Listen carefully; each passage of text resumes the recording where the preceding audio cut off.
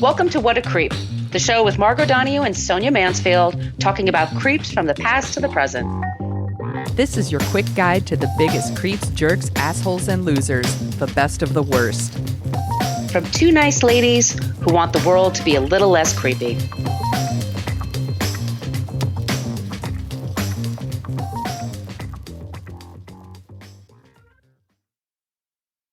Welcome back to What a Creep. This is Margot Donohue, and my cohort in creepitude, as always, is the amazing Sonia Mansfield. Hey, Sonia. Hello, my friend. Hello, my friend. We are the podcast that talks about creeps from the past to the present. We've got a very early serial killer in the United States Depression era. It's a very exciting story. It was the inspiration for the movie The Night of the Hunter. We're going to talk a little bit about that.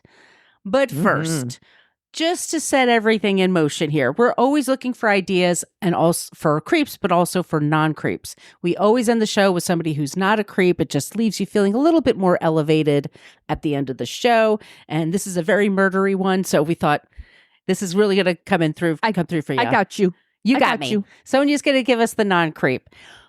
We are always looking for suggestions for creeps and for non-creeps, and here are the places you can go.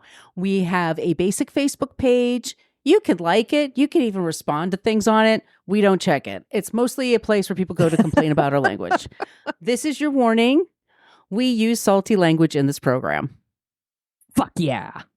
We are also on Twitter at CreepPod because somebody had What a Creep for 10 years and never used it. Creep. We'll see how long we're with, by the way, Twitter. Elon Musk is very, very upset if Kamala gets voted in. He thinks it's the end for him. We're taking that one day by day. Yeah. Every day that I open it and it works, I'm like, oh, okay.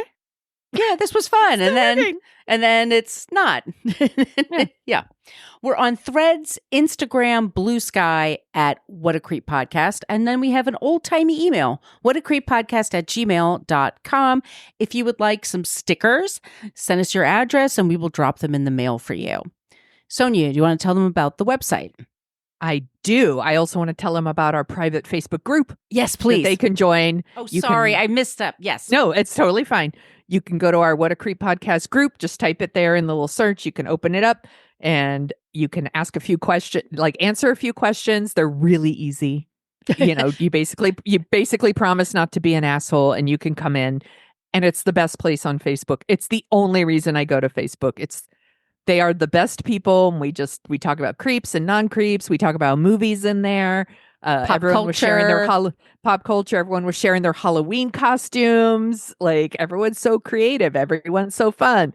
Join our group. It's really good. And you can also go to our website, which is whatacreeppodcast.com. And it's everything you could ever want to know about us. You could just go there. All of our past episodes are there, and you can open each blog post and you can see our show notes where we source everything we do. Margot's not going to be making any of this up. She has sources. And we want to give people credit for the work that they've done. And if you're looking for a deeper dive on any of our creeps, go there. It's a great place to start. We also have a link to our merch shop where you can get t-shirts and tote bags and face masks, and maybe you could get sleeping bags. I don't know. You could get whatever there. There's good stuff. You get beach towels. You could get a beach towel. Right. If you want. We can testify that the t-shirts are super cozy. I love my shirts. I wear them all the time. They are my go-to sleep shirts. We also have a link to our Patreon. Do you want to tell them about that, Margot? Yes, Patreon. We have our first 9 seasons on that Patreon wall, and then we put out 2 bonus episodes a month. Those bonus episodes, it's every other week. Sonia and I just we shoot the shit. We talk about things that are happening in the news. It's a more bite-sized kinds of things, and you can get it in audio or you can get the video. You can see what we look like, and you can see our mugs. You can see our mugs, and people are like, "Oh, I always thought the voice went to her, and that's you. This is gonna screw me up for weeks, but I guess I'll adapt to it." But I want to say something, Sonia. This is very new to Patreon. First, you can sign up for free on Patreon. We do put some clips for free on Patreon. It's stuff that's for our other podcast, Dorking Out. But with Patreon, and this is a new thing, this is for new people. If you join our Patreon, the best thing to do is to go through the site itself on your laptop, patreon.com, What a Creep podcast.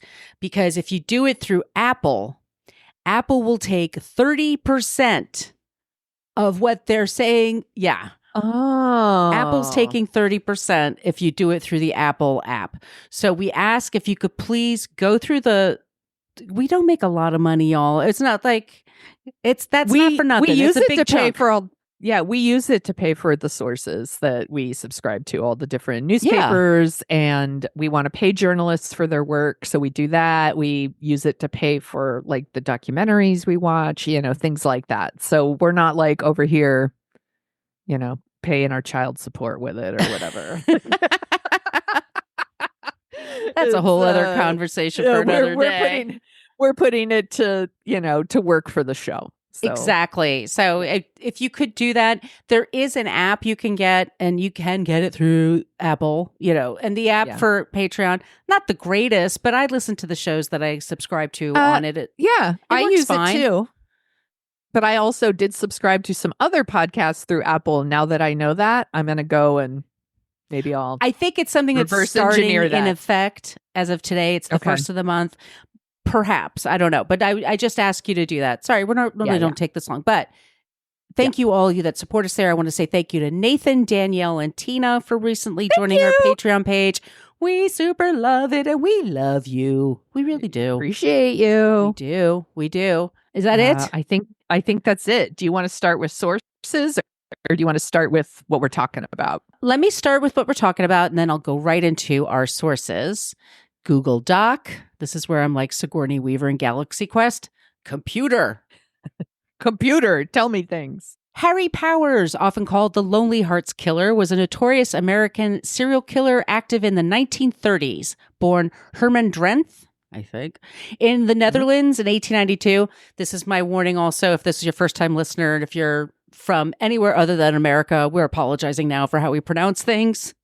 We do try really hard. We do. Margot, I will say Margot's way better than I am. I try really hard. Even when I spell it out phonetically, I still fuck it up. I try so hard. I'm a little dyslexic. Sometimes words get mixed up for me. And on top of everything, I'm a dumb American. Anywho, Harry Powers was from the Netherlands. He was born there in 1892. He and his family emigrated to the U.S. When he was 18, he eventually settled in West Virginia. Powers used personal ads in newspapers to target victims. He posing as a lonely, wealthy bachelor seeking companionship. He lured women, often widows or divorcees, with promises of marriage and financial security. He's notorious for the trial that was held in 1931. He had murdered a woman and her 3 kids and another widow. And these were all women that fell for his schemes. We'll talk about that. It was the inspiration for the movie The Night of the Hunter. And here are our sources. One thing I should tell you, it's also based on a novel by Davis Grubb. He grew up in a town next door to where all this happened. He wrote the 1953 novel. He consulted with the 1955 film. And we talked about it on one of my other shows, Book versus Movie. I have the link in the show notes if you want to hear that. The content warning here is murder. It's murder, y'all. West Virginia Archives and History, the Her Herald, Wikipedia, of course, West Virginia University Libraries, Murderpedia. Some YouTube channels, Serial Killer, The Quiet Dell Killer, West Virginia's Lonely Hearts Killer. That's a book that I got from Angela Fielder. Ooh. History Press, those are the people that were the publishers for my first book. Newspapers.com. There's YouTube, Well I Never, YouTube, Appalachian Monsters, and YouTube, Scary Facts. Okay. Ooh. The thing so I want to talk about, there's a lot of conversation nowadays about the loneliness epidemic. And we're all talking about it like it's all brand new. And it's not. Human beings can feel lonely, and they always have. This goes back generations, centuries. The very first Lonely Hearts columns that you can talk about were in the 1600s, and they happened in Europe. And a lot of times it's because it was a very agricultural society. You grew up in very small towns and villages, and it's hard to meet people. It's why you go to some places and everyone kind of looks alike, and they're eyeballs are all intertwined with one another and you wonder what's going on. It's inbreeding because people didn't let their gene pool breathe. They couldn't. They were, Right. you kind of grew up in one area. Also, being a woman, when you are left by your husband, either he dies or he divorces you. And this happens at certain times of war, or when there's Mhm. the markets are not doing well, the money isn't flowing as well as it should, or if there's war going on or whatever. Women are usually not supposed to have their own bank accounts, or they're very much indebted to having a man come and take care of them and help take care of their children, especially if you have like a farm or you have a home business. It's very challenging. And it's just also Mhm. the patriarchy telling women, Yeah. you need a man and you need to have kids. Like, Yeah. and for some reason in the year of our Lord 2024, people still talk about it like in those terms. Like, that's what you're born for, that's what you're good for. Yeah. You know? Well, a segment of our population talks about it like that. And Yeah. I think people need to also remember that it wasn't until like the early 70s, I think, that women could actually like get credit cards. Right. And I think it was in the 60s that they could finally get bank accounts without having like a man co-sign for them or something. Right. So this went on for a really long time. You were very dependent on the men in your life for anything. Yeah, you really. didn't have Like, the rights. You know, you it's couldn't tough. own land in some places. You couldn't. I mean, it was very, very challenging. Yes. And sometimes, you know, people get lonely. They want a partner. They want someone to cuddle at night. They want someone to celebrate Christmas with. They want someone Yeah. to help parent the kids and all that stuff. So it's normal, but it people reaching out, like people talk about online dating, like, woo, all this like crazy stuff, like strangers meeting. It's like, that's been going on forever. And what happened in the 1600s is that people were, there were whole newspapers devoted to it. Mhm. And anyway, this comes to America, and West Virginia was one of those places where after it's in the Appalachian Mountains, or Appalachian. Sorry, that's another word. I say it both Mhm. ways because I'm never quite sure what I'm supposed to say. But it was one of those places where after the Civil War, it was a part of the Union, and business got much better when they had the railroads go across the country, and it was becoming this really lovely place to hang out, to start families and things Mhm. like that. So that's why Harry Harm Drenthe, that was his Dutch name. When his family went from Iowa to West Virginia, they were looking for opportunities. Now, Herman, some people call him, he's got a million fucking names. That's also part of the problem because he was a scam artist. He had a taste for luxury from a very young age and had no career path for him. He didn't feel like working on a farm. He didn't want to didn't run feel a like it. store. Yeah, he didn't feel like Meh. it. Meh. But he wasn't an attractive person, I don't think. But he has these beady eyes, but the beady eyes are like Paul Newman blue. They're really, really shiny. And apparently he had a bit of a Dutch accent, a European accent, and he could talk up the ladies like nobody's business. Okay. They dropped their drawers for him. He was a smooth talker. All right. I'm going to look up a picture. Yeah, look him up. So I want to talk about like some of the like personal ads, and this comes from this book that I was reading. Here are just a few ads. Lonely Hearts column. This is 1928. This is according to the Associated Press. Lonely Hearts. I'm a Swiss young lady, 24 years old, Presbyterian, and fond of outdoor sports.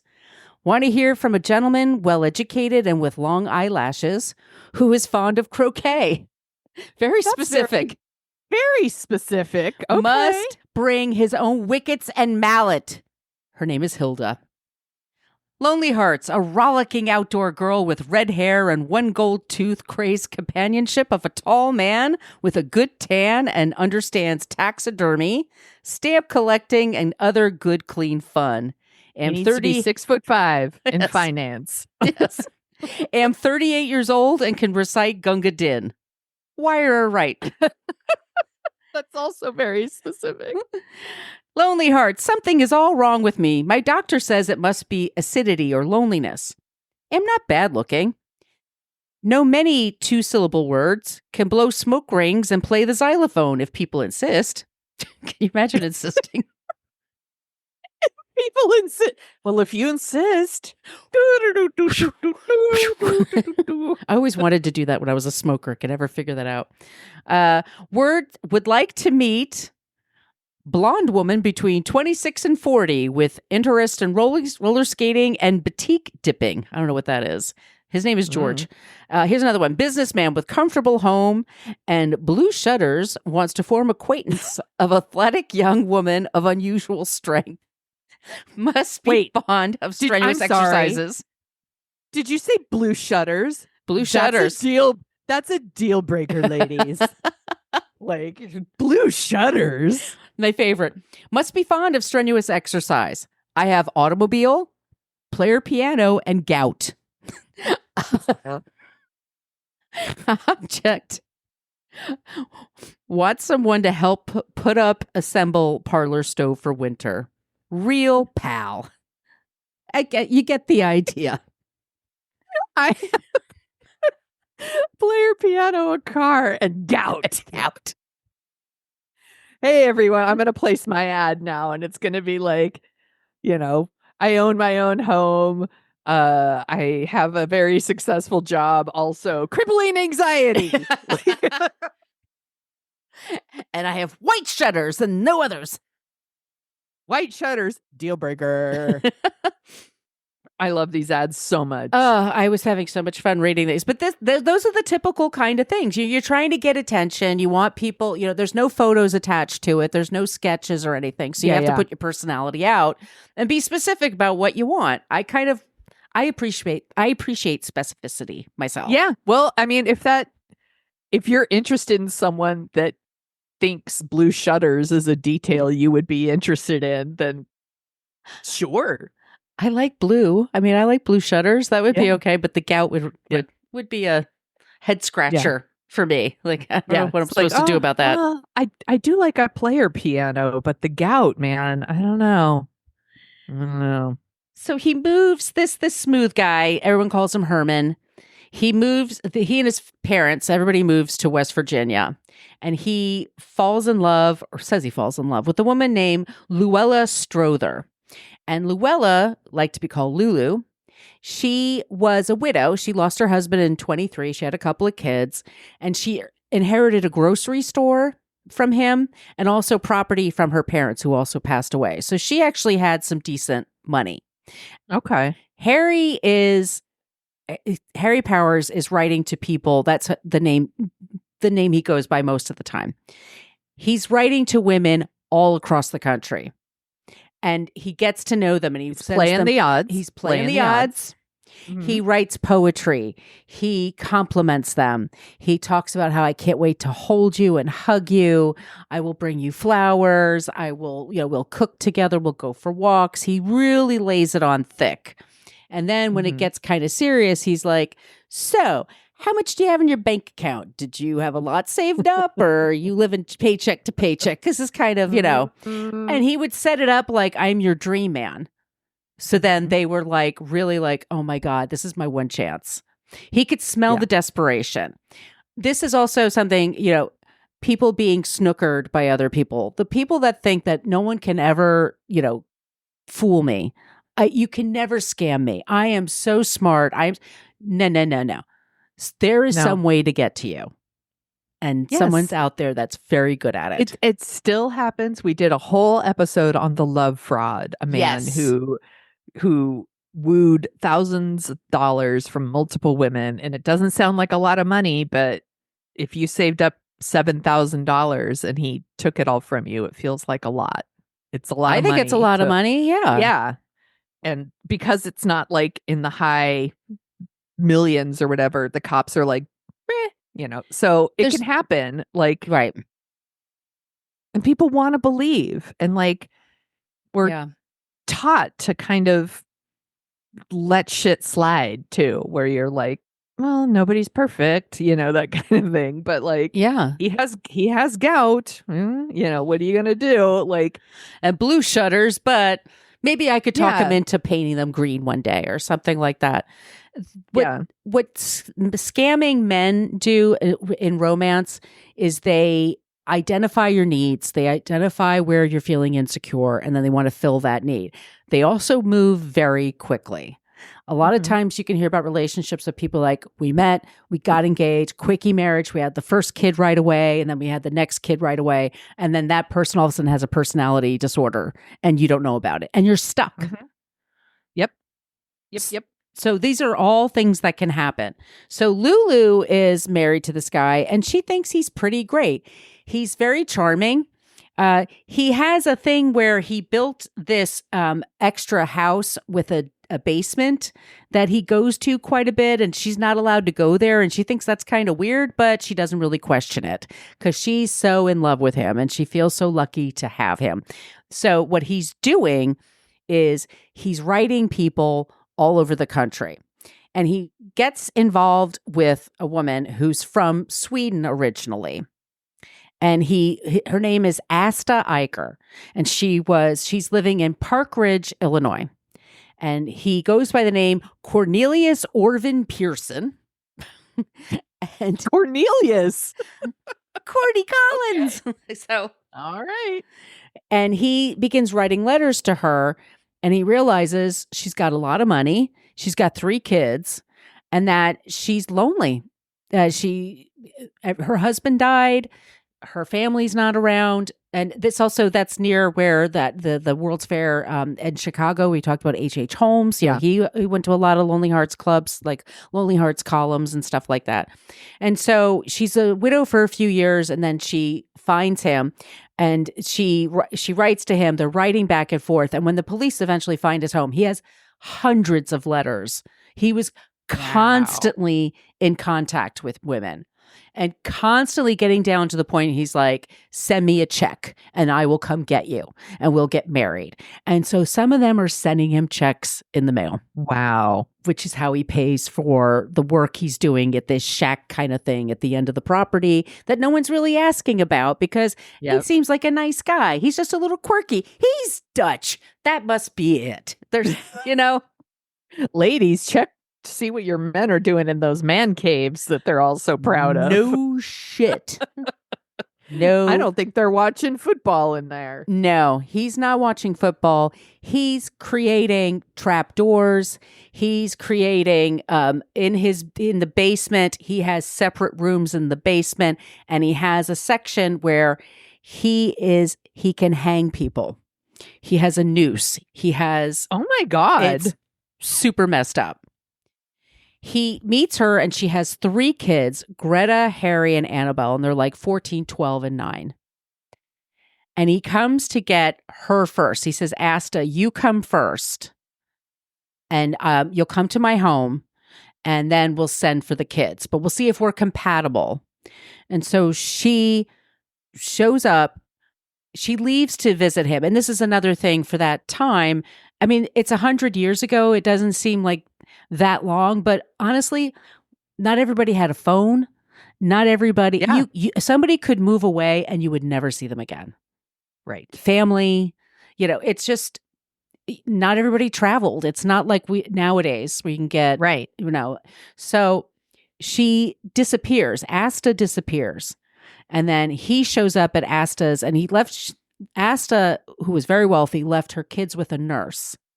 And she's like, I'm going to meet this guy and then I'm going to come and get you. You're going to love him. But he wants to make sure we're compatible first. He's doing all the things to make her feel like it's a thoughtful she's safe decision. and yes, exactly. So he picks up the kids and he takes them back and nobody sees the kids again. And at the same time, there's another woman. Her name is Elizabeth. I'm sorry. Her name is Dorothy Pressler Lemke, and she's from Worcester, Massachusetts. Okay. And she's another one that's lonely, a widow, got some money, and this silver-tongued devil is writing to her and just wooing the shit out of her. It's a panty dropper. He's just like the one. And by the way, I looked at a picture. He's no panty dropper. He's got like a Proud Boy haircut. That's a hard pass for me. It's a huge hard pass. But it's not like other dating apps where we could see a picture and then swipe. If he did one now, you'd be like, why is he wearing a hat in all of his photos? And he'd probably be holding up a fish. He sees himself as a bit of a dandy. He wears glasses even though he doesn't need them. He always wears a suit. He always wears a hat. He pushes the Dutch thing. Like he's continental here in West Virginia. I'm fancy. So so it's Asta and her kids disappear. That's 4 people. And then there's this woman, Dorothy. And while he has the kids, I'm sorry, one thing he did is when he went up to get the children, he had the oldest, Greta.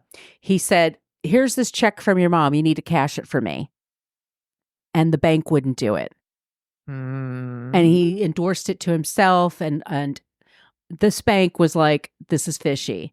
And he immediately took the kids and then left. And then the kids disappeared. So then he's working this woman, Dorothy. And Dorothy, he says to her, I'm going to bring you to Iowa and I'm going to marry you. And she's like, oh my God, that sounds amazing. I'm sick of Boston. Let's go. I'm sick of Massachusetts. I've always wanted to get married in Iowa. It's beautiful country in Iowa. I'm sure it is. I want to go to that baseball field. We all do. We all do. That's such a good movie. Such a good movie. Anyway, I hope Ray Liotta's there. Aw. And James Earl Jones. Yeah. She brings all of her shit with him to Iowa, and he's always telling his wife, "Oh, I got to go do business somewhere." And you don't know what people are doing. Yeah. So he takes her to Iowa. They meet up in Iowa, and he says, "Did you bring your money?" She brings $4,000, and this is 1931. That's a lot of money. Shitload of money. Yeah. And he says, okay, I took your trunks and I'm shipping them back to my place. We now have to go back to West Virginia. And she's like, what's West Virginia? And he's like, oh, I didn't tell you. We have to go to West Virginia because I have to settle something with my ex-wife and then you and I can get married. So he brings her back and she disappears. And her family is like, what's going on? What's happening with these people? Long story short, the West Virginia police start snooping around and asking questions. And they first ask the wife, and she's like, I don't know. I didn't hear anything. He's just traveling for work. He's my Dutch guy. I love him. He just leaves sometimes. And Harry's like, I don't know what you're talking about. Never heard of them. Mm-hmm. And then the cops start talking to the other cops from the other cities. And they all kind of realize that this guy, he's lying. Like these people disappeared in his care. What is going on? And as they're going around, one of the policemen has a 15-year-old son who's like, you know what's weird, Dad? Remember that summer when I worked with Harry Powers? He had me put cement on his floor and he had me build all these weird things in this shack that he keeps. He goes, I wonder if the kids are there. And so they're like, and they show up and they find the 4 bodies are buried in the basement. God. And there's blood on the walls. It's nightmare fuel. And that sounds terrifying. And Harry's like, there's blood on the walls everywhere. And then they find them buried on different parts of the property. And Dorothy was strangled with a belt. The mother, Asta, she was killed. She and the 3 kids that she brought with her. He was so pissed off that they didn't have as much money as he thought they did, that he had them in different rooms in the basement and he starved them for several days. What a psycho. And then he hanged them all and would take them upstairs and had the kids watch, like everybody. And then he hit the son with a hammer to the head and killed him. So, Jesus. But they were in this horrible shack down the road. And they must have been so scared. They were terrified and they were shouting and making noises. But nowadays, I looked up the property online because of course I did. And there's a lot of homes in the area. It looks really pretty. It's very cute. But at the time there was just acres and acres. Like your voice wouldn't even carry that far. So the cops were saying to his wife, didn't you hear anything? Like they were in there for a week. He starved them for a week so that they were so weak that they wouldn't be able to fight back because he wasn't a very big guy. And she's like, no, I don't know what you're talking about. totally like never said anything, like totally said, I don't know what you're talking about. So he gets to be known as the Bluebeard Killer because you have to come up with something. You have to get a moniker for things. And because he was around the country wooing all these women, all these newspapers got into it. So all these Right. Chicago and Iowa and Boston, they all came to West Virginia, to this little town for this guy because he's scamming all these women. And Bluebeard is a whole other story. And they say it in the movie, The Night of the Hunter, Bluebeard at the very end. Yeah. It's a folk tale. And I was saying like we should do like Mother Goose tales or something one day for an episode because those That would be real that ones. would be fun. Yeah. And it's a tale. It's just of a man that keeps murdering women that don't satisfy him, that he gets annoyed with them. And so, right. It's so awful. So the police finally have enough to bring him in to ask him questions. And look, we say a lot of things about the police and abusing their dereliction of duty, the blue wall. Mm-hmm. These cops beat the shit out of him, and I'm totally fine with it. Like, I give a wag of my finger, like, now, but I'm not upset about it. They beat the shit out of him. So there's pictures of him with like a black eye, his beady blue eyes, and he's all black all over the place. But I'll allow it. yeah, exactly. Sometimes you just gotta, no, it's fine. It's fine. So he doesn't confess, so they have a trial. And he's in this little jail in this little town in West Virginia that's maybe a couple hundred people. Like, it's not set up for all these newspapers that show up, all these reporters. And then everybody from every freaking county for miles is like, this is like better than anything. They don't have TV yet, so they got to watch something. So how are they going to get their true crime fix? Exactly. So it's a lynch mob that shows up outside. Wow. And thousands of people, 4,000 people showed up at the jail. And I looked at old reporting from the That's Chicago. bigger than a Trump rally, y'all. Exactly. And they didn't have to pay anybody to be there. Yeah. Chicago Tribune writes about it. All these newspapers, it was front page news.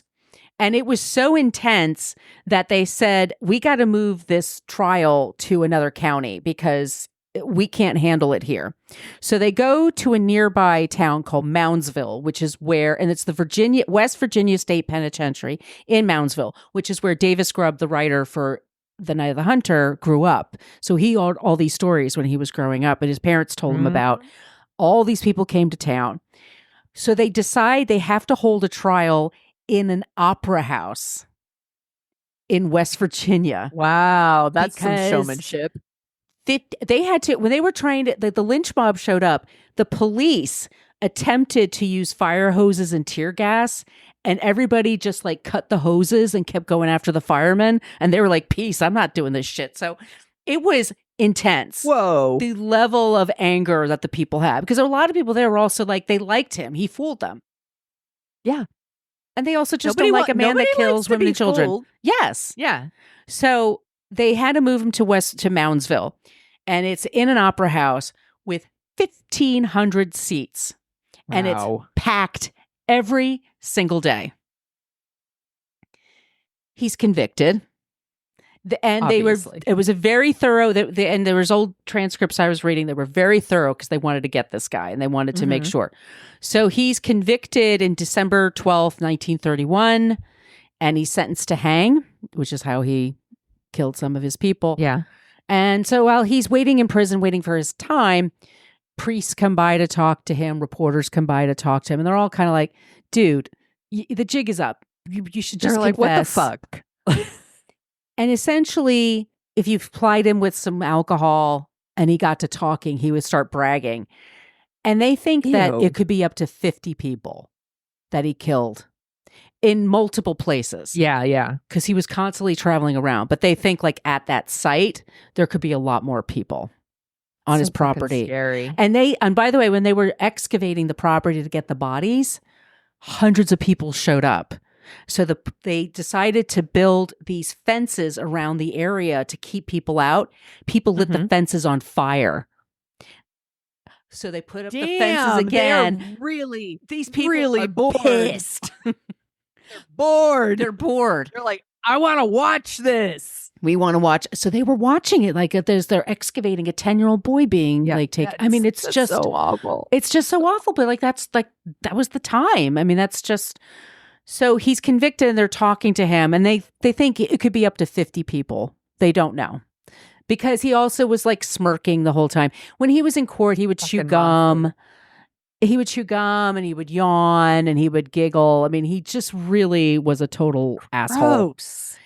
He dies. He's hanged on March 18th, 1932. He's one of the first serial killers. We didn't have that term then. That term doesn't come until the 1970s. But it completely captured the country. And so when Davis Grubb wrote the book, The Night of the Hunter, he just picked it apart, just like the big parts of that and used it in his story. But it was a huge bestseller. And then the movie, you and I were talking off the air. Mm-hmm. Unfortunately, everyone should see this movie because it's freaking amazing. And you don't see any of that stuff in the movie. It's so good. I rewatched it again. I'd seen it before, but I rewatched it again before we sat down to record. And it's so fucking good. And it's like, the cinematography is so cool. Amazing. The light. Robert Mitchum is absolutely terrifying. Yeah. I think the kids are really good in it. Shelley Winters is very good in it. Lillian Gish she plays someone who's pretty badass. Yeah. And she doesn't put up with bullshit. And I like that in a character. It's so good. It's streaming on Criterion Channel if you have it. It didn't make a lot of money. It's the only movie directed by Charles Laughton, right? Yeah. And he was in Whatever Happened to Baby Jane, right? No, you're thinking of the guy who played King Tut in the early Batman. Oh God, Victor Buono. I'm mixing He's a chubby guy. He's a big guy. Yeah. He was British. Victor Buono, I'm mixing him up with someone else. Yeah. Okay. Yeah, but no, if you look at a picture of Charles Laughton, you're like, oh my God, he was in a million things. He went on to direct theater and he preferred that anyway, because with theater, you could change it up every night if you wanted to. But he also was people didn't know. It's a chilling movie. I mean, but the kids don't get hurt. I'm looking at a picture of him and I'm like, oh yeah, that's why I thought that. He totally looks like Victor Buono. Like he could be King Tut. He could. Absolutely. It's super good. It's a movie that influenced a lot of our current directors like Spike Lee and all of them. Guillermo del Toro, Coen Brothers. Like it's so good. It's really good. Y'all should check it out. All right, I'm going to read you a couple others, Sonia. Okay. Two sisters, Swedish, olive eyes, double chins, nice dispositions, would like to make acquaintance of a young society man who can make shadows, do card tricks, operate magic lanterns, and read aloud the Police Gazette and Iron Age. Must look neat in straw hats and live in America. Daisy and Moll. So they both want one guy? It's like the Doublemint twins. Okay, and they've got double chins. That's what I need, a man with a double chin fetish. They're out there, Sonia. Here's another one. Am a German girl, 29, blue eyes, black hair, Republican, very fond of radio concerts, talking pictures, tomato bisque, and sliding down banisters. Wow. Ooh, that's code for something. People don't understand me. I long to know a nice, kind, middle-aged college man with a zither and no tariff views to speak of. All right. One in a raccoon coat preferred. Peggy. Raccoon coat. Okay. I like the sliding down banisters. That's 100% code for something. Yeah, she's up. She's down. She's DTF. She's down to fuck. Yeah. Widow with 9-story tenement on the east side. Oh, there's some possibilities. Would enjoy meeting a man who understands practical plumbing, wallpapering, ash removing, and care of furnace. One who knows something about floor varnishing preferred. Good home and steady meals, Mrs. X. She's like, I will fuck you if you do work around the house. I totally respect that. I think that's a fair trade. I'm like, nothing but respect over here. Yeah. And lastly, let's do this. I love this. Homegirl who finds most men uninteresting and who is anxious to know a man who doesn't follow the beaten paths and will show her new phases of life. Must be someone of lofty ambition, nerve, courage, and determination with aptitude for outdoor life. Would consider flagpole sitter or human fly. Gloria. At first, I was like, "Are you reading my personal ad?" But then it started talking about going outdoors, and I was like, "Oh, that's not me." Yeah, I should have done this in the show, but let me read this really quick. This is from Cornelius Pearson, our louse we talked about today. Yes, wealthy widower worth $1,500. Wow, with income from $400 to $3,000 per month. Civil engineer and a very fine-looking man. No, he's not. sure. Of 38 rights, my business enterprises prevent me from making many social friends. I am therefore unable to make the acquaintance of the right kind of women. As my properties are located throughout the Midwest, I believe I will settle there when married. Am an elk and a mason.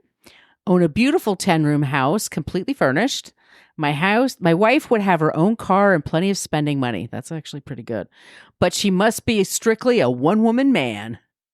I'm not, but you should be. I would not tolerate infidelity, and now living in West Virginia. Wow. Yeah. But that's our creep this week. Harry Powers. The Bluebeard of Quiet Dell, they called it.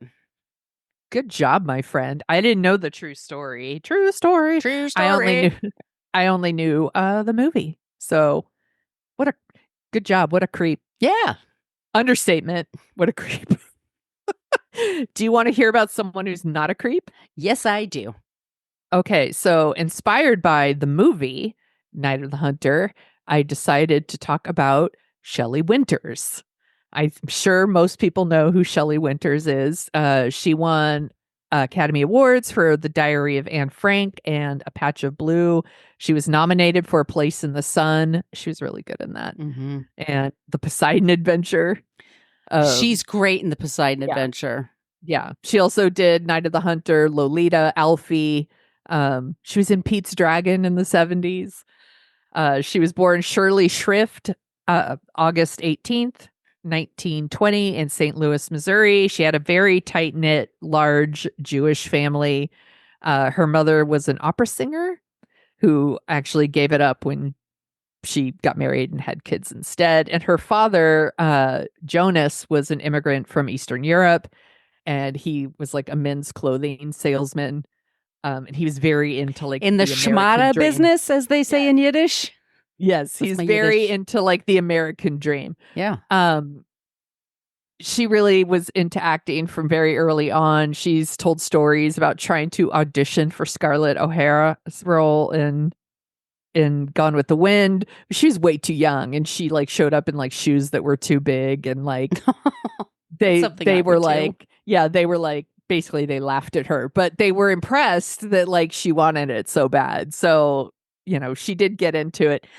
And the reason I picked her is because she's first of all, she's like super feminist. She didn't put up with anti-Semitic bullshit. And like, I don't know, she was very liberated in a time when like women just weren't. And like, she's written 2 autobiographies. She was very honest in all of those about all the like love affairs she had. And some of the people on her list, I'm like, damn. So like Sean Connery. Yeah. Sterling Hayden. And everyone's going to love this one. Errol Flynn. One of our most popular episodes is about Errol Flynn. Hopefully she got there before his diseased wiener. Diseased Dinnick. She hooked up with Marlon Brando. She hooked up with Burt Lancaster. Like, by the way, sometimes these dudes were married too, but I fault the dudes for this. Apparently one of her reoccurring like love affairs was William Holden. There was a Christmas Eve party every year on the Paramount lot, and like her and William Holden hooked up, and for the next 8 years they would just hook up at the Christmas Eve party. That's a fun tradition. I was like, oh, hello. And I guess like years later, like, probably in the 70s, they're on the Merv Griffin show, and like William Holden and her were on the show, and he's like talking about how much he loved playing Father Christmas for her. And she was just like, she thought he was like so hilarious, and wanted to. So He was hot, by the way. Hot, Super hot. A few stories about Shelley Winters. Apparently later in life, she was asked to audition for a role, and they asked her to like submit a photo and a resume, and she showed up, and she like had this huge bag, and she opened it up, and she dumped out her Oscars, and like then she brought a photo and a resume to go with it. And she's like, here's my photo, and then she dumps the Oscar, and here's my fucking resume. She didn't give a fuck. She did not give a fuck. She was very influenced by her father and the idea of the American dream. When she was 14, she worked at a Woolworths, and actually she organized a strike there to like get them unionized and get them. She was 14. Oh my God. After World War II, she did like a 3-month tour with the United Jewish Appeal to raise money for Jewish refugees in Europe. She did the move. She was in that movie, the Anne Frank Diary, that she won an Oscar for, and then she donated that Oscar to the Anne Frank Museum in Amsterdam. Oh, I've seen it. You've seen her Oscar there? Yeah, no, I was. Yes, I remember now. Yeah, I've been there. It's hilarious. No, I'm just kidding. This is so fun. No, throughout her life, she was like really progressive, a feminist. She was very civil rights activist. She met Eleanor Roosevelt once, and they said, "You're what we call an emotional Democrat. You're a little weak on the facts, but your heart is in the right place." I'm like, I'm probably an emotional Democrat. Wait, Eleanor Roosevelt said that about her? Yeah, about Shelley Winters. She super cared about politics. She, attended the Democratic National Conventions. She marched in Selma with everybody. She spoke beforehand. She, endorsed like Robert F. Kennedy's presidential campaign. Not the one that's out now. Yeah. No. Not that psycho. Yeah. No, she would hate that dude. She would hate that dude. She loved John F. Kennedy Jr. Like, one time she was on the Tonight Show, and the actor Oliver Reed was on there, and he made some like anti-Semitic joke, and she poured a glass of water over his head. He was a bit of a drunk. Yeah. She was married 4 times. Sure. Yeah, she was married in 1943 to someone named Captain Mac Paul Mayer. They lasted like 5 years. He wanted someone to be like a traditional homemaker, and she was like, "That's not my jam." Feels like that's something you should have talked about before you got married, but okay. She married. Did he have gout? No, but he had blue shutters, and she's like, "Peace out." Vitrio Gassman, I don't know. They were married for 2 years, and they gave it a shot. They had one child together. And then she married someone named Anthony Francois, and they were married for 3 years. And then she didn't get married again until 2006. Oh, really? And this was like, yeah. And it was her longtime boyfriend at that point. And actually she was dying. Yeah. And so she got married on her deathbed. I think it was to like give him some rights to her stuff. So yeah, I understand. She got married. The actress Sally Kirkman was the officiant, and she got married. So she died at 85 in January 2006 of heart failure. She just seemed like a really fun, dope person, like really progressive.